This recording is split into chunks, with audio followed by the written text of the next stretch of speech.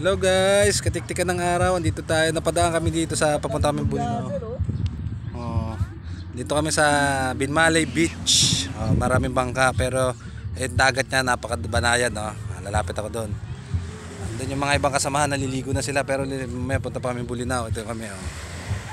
Yan. Doon yung sasakyan namin itim, oh, di ba? Oh, ayan ha.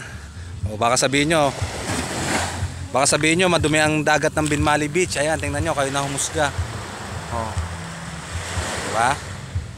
Oh, ha? Yan ang Binmalay Beach. Oh, saan ka pa? Oh. Diba?